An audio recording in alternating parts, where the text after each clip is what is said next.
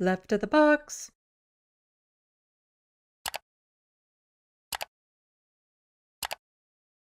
A little bit of a clash happened over a football game in Amsterdam.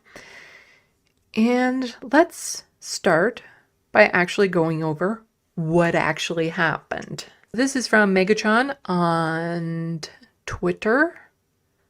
They do breaking news, geopolitics, war monitoring with 433,000 followers. That's a lot. Israeli hooligans who were rampaging around Amsterdam last night ended up beaten by a local Moroccan population. What really happened? And here is the thread. Yesterday, there was a match between Ajax Amsterdam and Maccabi Tel Aviv. At the beginning of the match, a 1-minute silence was observed. At the beginning of the match, a 1-minute silence was observed for those who died in the floods in Spain. The Israeli hooligans refused to pay respect and tried to break the silence by behaving shamefully and inappropriately.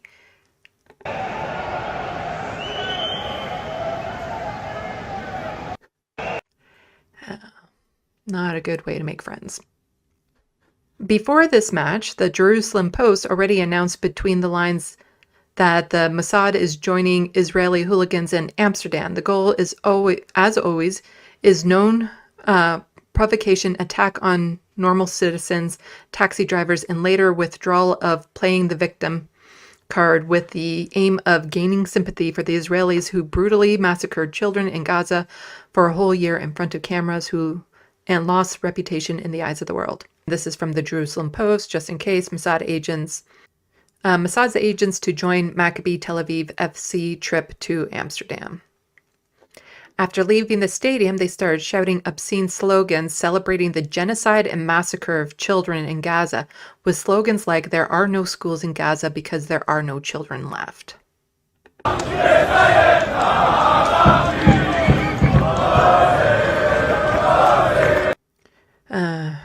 So they're chanting, "Let the IDF win to fuck the Arabs," part of the longer song mentioning there are no schools in Gaza because there are no children left. Then the Israeli hooligans started going wild and attacking citizens of Arab origin, bystanders, taxi drivers, etc. Vandalism of Arab bars, attacks on private objects where Palestinian symbols were displayed also began. Ole! Ole! They say he's coming, and you can see somebody had climbed up the side of a building to tear down a Palestinian flag. Look at the police, they're not doing anything.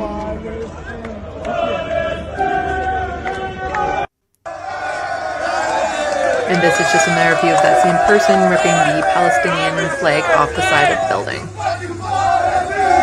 And saying, "Fuck you, fucking Palestine." Megatron continues, after all of this, they took a beating after a bunch of young Moroccans organized themselves. This for the children! For the children, motherfucker! I'll give you my money, I'll give you, please go! For the children! I'll give you my money! Free Palestine now! Free Palestine! Free Palestine! Free Palestine! Free Palestine! Take my money, take my money! You want to kill kids? Kids should please him, man! Kids!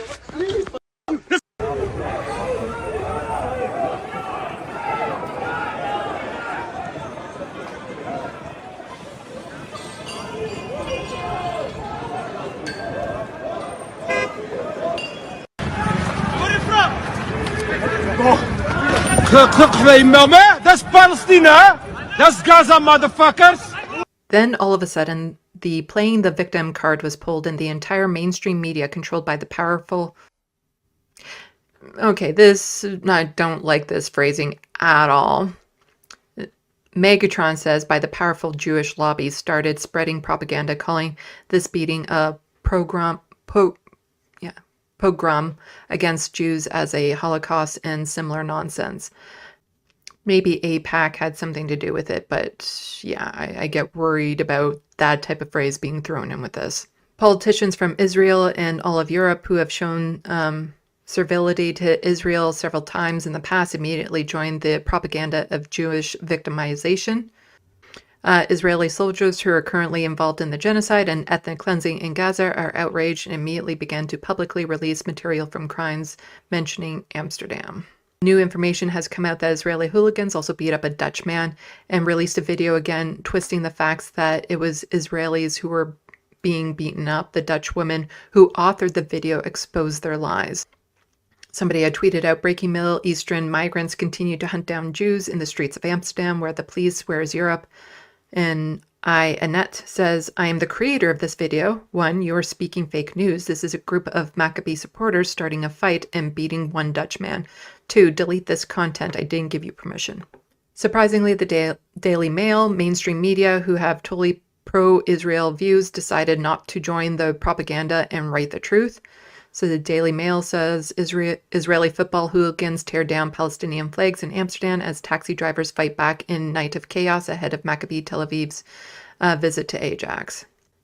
Video of the attack on Amsterdam by Israeli hooligans. Summary of the whole situation. The whole event was most likely organized at the high state level in Israel with the aim of playing the victim card. Again, in order to restore Israel, which after the genocide in Gaza and the brutal massacre of children in front of cameras has totally damaged the state's image of the Jews as people. The Mossad, which has infiltrated among the fans, initiated the attacks on taxi drivers' private property in order to provoke reaction from the local Muslim population and play the victim card. This is a huge action, was immediately joined by the mainstream media, many influencers who call themselves conservatives and are on the payroll of Jewish lobby, as well as many liberal politicians and conservatives as well. Okay, so here is just, I want to make it clear, I don't think there's any proof that there was Mossad agents in with it. Again, there's going to be a lot of mix of conspiracy theories, propaganda within the propaganda. Referring to the Jewish lobby, controlling the media. Not good with that phrase at all. So we have to be careful even when we're seeing this, just to make sure that we're looking at it with as much objectivity as possible. And so as far as I know, this wasn't a Mossad. When they do their things, the Mossad, it wasn't a Mossad thing.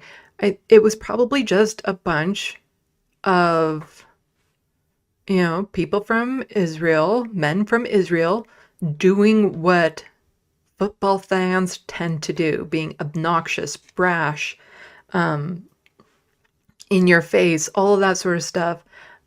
I don't think there was any organization to have that happen. I think it was just a bunch of soccer fans being stupid soccer fans. I think that's all it was. That's all it was. But then both sides will try to sensationalize it a bit more. Of course, one side is doing it far more than the other, as we'll get into. So I'd be careful in just believing off the bat that because a few sources said that this was a Mossad operation. Yeah, I don't think so. I think it was just a bunch of hooligans doing what hooligans do. But here we have a video from Sky News. And there was a lot of controversy around this clip because it was originally aired, which showed the actual truth of the situation. Then that clip was deleted and re-uploaded, I think twice, to, again, make it more sympathetic towards the Israeli hooligans that were there. And, didn't give the full context and everything of that sort. And so this was the original segment that did a more balanced job of explaining what happened. And this is from Samira saying, here's the segment Sky News has now deleted. World leaders all clamored to follow the egregious lie of a program peddled by a regime that is committing a genocide. This is a perfect example of why public trust in government and legacy media is at an all-time low, and rightly so. Amsterdam left at least 5 people injured and dozens have been arrested. But what happened? Supporters of Israeli football club Maccabi Tel Aviv arrived in Amsterdam ahead of their UEFA Europa League match against Amsterdam club Ajax. On Wednesday, social media videos verified by Sky News show Maccabi Tel Aviv fans tearing down Palestinian flags from outside of homes. Other social media videos appeared to show residents chasing Maccabi Tel Aviv fans. On Thursday, just before the I want to stop here. What is this?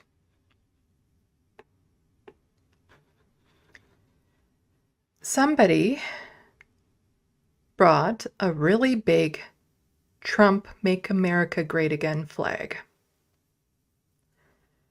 So somebody who is traveling to this match from Israel found and made the room in what they could carry to carry a Trump flag to this event. See, nobody has been really talking about this Trump flag that's actually in the footage here.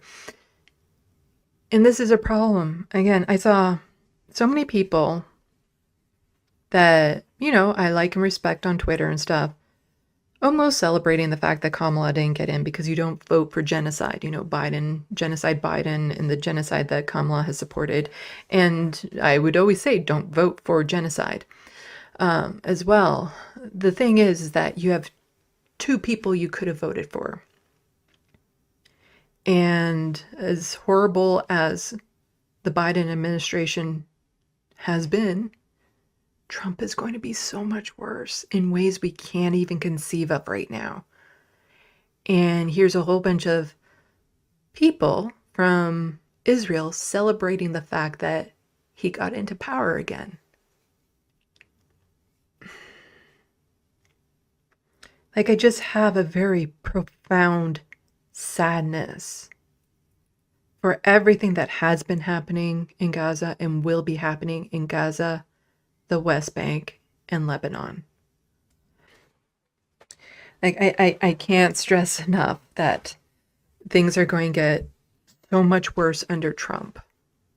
Because, like, here you have the Zionists celebrating his win. Before the game, crowds of Maccabi fans were filmed singing racist and anti-Arab songs. While a pro-Palestinian demonstration had been banned by the mayor over fears there would be clashes. Later that evening during the match, Israeli supporters appeared to disrupt the minute's silence for Valencia flood victims with chants, whistles and fireworks. Maccabi fans were seen attacking locals as a police car can be seen driving by. People with Palestinian flags were seen marching on the streets. Maccabi supporters say they were beaten and attacked on the streets of the Dutch capital, with videos showing some of the violence. Say free Palestine and we go. Good. Sky News could not independently verify all of the footage shown. Police arrested 62 people. 5 were taken to hospital, but have since been discharged. Israeli far-right ultras are notorious for their racism and physical violence. Dutch, Israeli and British leaders denounced the attacks as anti-Semitic and even referred to it as a pogrom. But their statements failed to mention the assaults by the Israeli hooligans against Dutch citizens. Like, for the most part, this is just football hooligans doing what football hooligans do. Racist, horrible people. But then the way that the media has latched onto this, the way that politicians have latched onto this, making the story into something so much more that this was an anti-Semitic attack, that it was a pogrom, that it was people comparing it to Kristallnacht, saying that Jews were being hunted in the streets when that was not the case at all. And we have a good little breakdown of it. So most of the footage and stuff is a repeat of what Sky News said. But then right around their own here, I found was something interesting. Israeli football club is no stranger to controversy. It has an openly racist fan base that regularly targets Arab players, even those on their own team. Since 2009, under Canadian Zionist owner Mitch Golder. Ah. Canadian owner. Canadian Zionist owner Mitch Golda. Mitch Golda, the number of players of Arab origin has dropped significantly. Known as Maccabi fanatics, the team's fans aren't only about football, they are also vocal supporters of PM Benjamin Netanyahu and have gone after anti-government protesters in Israel. See, this is why I don't think this was a Mossad operation or anything like that. I think they were just assholes loyal to Netanyahu who are Zionists and was using this as an excuse to express their racist beliefs and all that sort of stuff. I don't think that this was like a high-level operation to, cause trouble and stuff. And then I think the media just did what the media always does, and that is print it from a Zionist perspective as opposed to actually talking about the nuance and all that sort of stuff. In 2015, they displayed an anti-refugee banner at a match, and in March, they attacked someone carrying a Palestinian flag during a fixture in Greece. Following the recent riots in Amsterdam, pressure is increasing for UEFA to impose more drastic measures rather than mere fines. I just wanted to bring forth again a little bit more of a Canadian connection to this story. So here I have Owen Jones, who also breaks this down quite nicely in just a couple minutes. So he says, if Russian football hooligans had rampaged through the city, ripping apart down Ukrainian flags.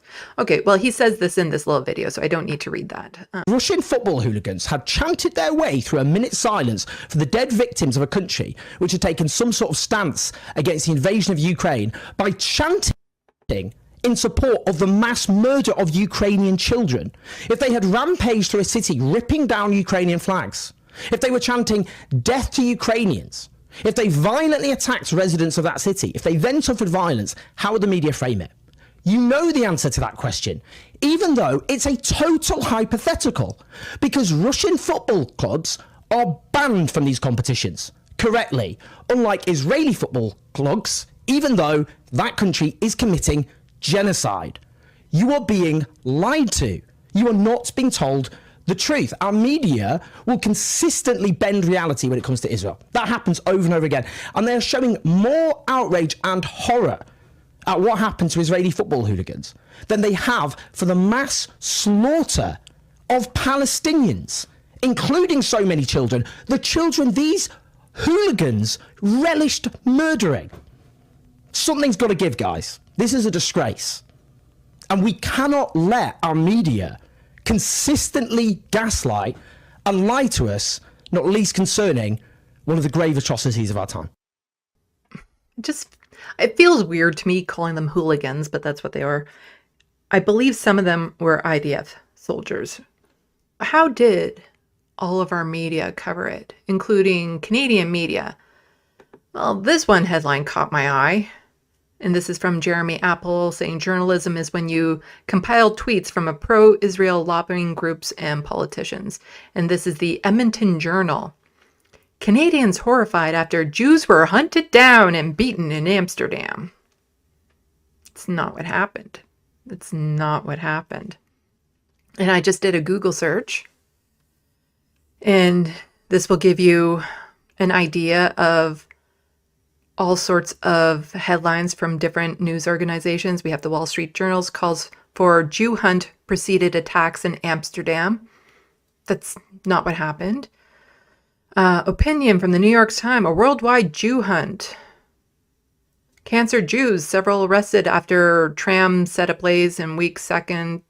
There was no excuse for what happened to Jews in Amsterdam. New arrests over violence over Ajax Maccabi football match. Attack on Amsterdam shows the world is sick of Jews, Palestinian leaders say, and Israel football fans and violence in Amsterdam, what we know. And how a Jewish pogrom in Amsterdam shook all of Europe. And I was also curious about CBC. Dutch PM ashamed by Amsterdam attacks on Israel. Amsterdam police detain pro-Palestinians protesters at banned demonstration. So this wasn't at the same time. It was banned. They were arrested at a banned demonstration. The city extends ban until Thursday after violence against Israeli soccer fans. So here again, violence against Israeli soccer fans. No, it was the Israeli soccer fans fucking around and finding out. That's all that was. Israeli soccer fans fucking around, they found out. But how did... So these were just the news. This was the news. This is all the mainstream media talking about this. This was that. So how about the politicians? Justin Trudeau. The news out of Amsterdam last night is horrifying. This is a dark moment for our world, and one we have seen before. My heart goes out to the victims and the entire Jewish community. Today, Canada condemns this disgusting anti-Semitism. And Sam Hirsch just saying, are you actually fucking kidding me? The fact that the PM put out this statement is absolutely disgraceful. The riots in Amsterdam were started after Israeli citizens in Amsterdam tore down Palestinian flags and shouted racist genocidal chants, and we're siding with them. Of course Canada is siding with the genocidal freaks. This is not that dissimilar from when there was a protest in Toronto that passed by Mount Sinai Hospital. And Justin Trudeau tweeted out that it was a huge anti-Semitic attack on the hospital and how dare they, and this is horrible, and blah, blah, blah, blah, blah. When really it was the protest, the planned protest, the streets were blocked off, walked past the hospital. And yes, somebody crawled up the scaffolding around the hospital. That was somebody dressed up as Spider-Man who was climbing up all sorts of things on the route of this protest, on this march. Nobody was denied entry into the hospital. No one was harassed within the hospital. Yet Justin Trudeau said that people in the hospital were targeted for being Jewish. Just absolutely horrible that the Prime Minister of this country is blatantly lying about this. Because you can't tell me he doesn't know the truth. He knows. He knows what actually happened. And again, this is just over football hooligans doing what they've always done. And it never gets in the news before because it's just par for the course for the most part. But no, because it was the Maccabi soccer fans from Tel Aviv who initiated it, who were fucking around. Now suddenly, oh, it's anti-Semitic. It's a pogrom. It's a Kristallnacht. It's horrible what happened to these poor, innocent Jewish folks that were just, innocently going to see a football match. And then they were just hunted down in the streets for no reason whatsoever, is how the politicians and the media are trying to paint this. But as we saw, there is footage of what these people did. So, of course, Pierre Poilievre, I'm pretty sure we could all imagine what side he lands on this. He says, 86 years ago tonight on Kristallnacht, the Nazi regime unleashed a horrific campaign of murder and terror against Jewish homes, businesses, and synagogues. Today, we see it again in a chilling echo as anti-Semitism and violence against the Jewish community is thriving. Common sense conservative stands with the Jewish community. Never again is now. That is in all of his freaking tweets these days. Common sense conservatives. Former premier of British Columbia died. John Horgan. I made a video about him a while ago. About the forest fires that happened in BC. I didn't have kind words about him. Something about him not supporting certain communities after a deadly forest fire rampaged through some communities, and how he didn't offer an aid and stuff to certain communities didn't get the help and aid that they needed for, well after the fires had touched their communities. Just, what was it about those communities? Oh, right, they were Indigenous communities. I have a video about that. You can go back and look. Yeah. So, I'm just saying, but in that tweet, when this guy was offering condolences for the loss of Horgan, he put down common sense conservatives. He threw in his slogans. It's disgusting. But yeah, so here he is comparing soccer hooligans getting their comeuppance. He's comparing that to Kristallnacht. And again, just kind of framing it as like Jewish homes and businesses and synagogues were being torched and burnt down by this mob of people in Amsterdam when that never happened.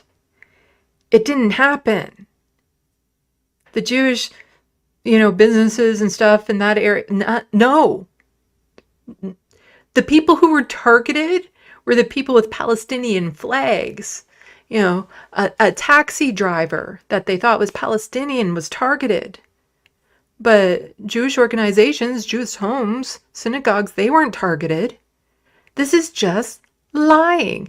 And to compare soccer hooliganism to crystal knock, like, that's pretty much on par as people saying that all the doctors that, were participating with making vaccines for COVID should be tried the same as people from the Holocaust. They should be sent to The Hague and tried similar, like they were doing a Holocaust.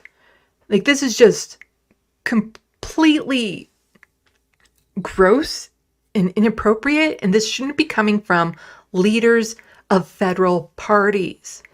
But it wasn't just Pierre who said this. Elizabeth May, leader of the Green Party, on behalf of Canadian Greens, I am horrified by the anti-Semitic attack on Israeli soccer fans in Amsterdam. We condemn such hate, ironically learned of it while attending an event commemorating Kristallnacht horror of 86 years ago. So at least she's not directly comparing it to Kristallnacht, but kind of implying like, yeah, it's happening all over again, isn't it? Isn't it? No, it's not. And I just want to, the people who were commenting here that I caught the tweets. Tyler saying, comparing what the Nazis did on Kristallnacht to anything facing Jews today is absolutely fucking insane. Both colossal insult to the victims of Nazi regime and obvious distraction from the genocide Polyev has supported in Gaza for 13 months. He's as dangerous as they come. And as much as I hate Justin Trudeau and what he has and hasn't done when it comes towards Gaza, Pierre will be worse. He'll be so much worse. And Sam was quote tweeting Elizabeth May, again comparing Kristallnacht to what happened in Amsterdam after racist Israeli soccer hooligans shouted genocidal chants, tore down Palestinian flags, and allegedly destroyed a taxi and causing physical violence in the streets is incredibly insulting to actual Holocaust victims. And it is. Right, there's another federal leader who commented on this, Jagmeet Singh. He says, I strongly condemn the violence that happened in Amsterdam yesterday. All perpetrators need to be held accountable. Nobody should be subjected to violence or discrimination on the basis of their nationality, religion, ethnicity, or their belief. Violence is wrong. Yelling anti-Arab chants is wrong. Anti-Semitism, Islamophobia, and anti-Palestinian racism must be fought. We can't let hate win. We have a lot of work to do to build a safer world. Not as bad as the others, but he's definitely both sidesing it. Trying to play it safe. Doesn't want to piss off either side. Doesn't want to agree with either side.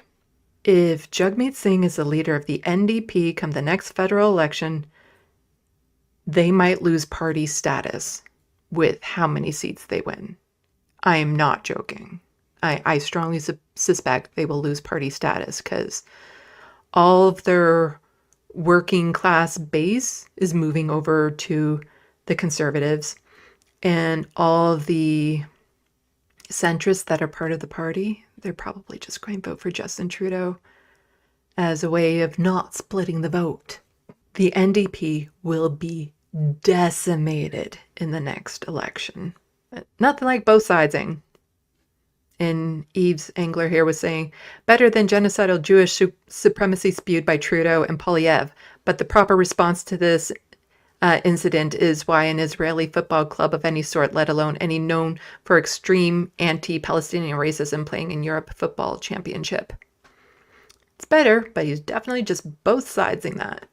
And then some other examples. David Eby, who recently was re-elected as Premier of BC, who has issues. Again, this is NDP.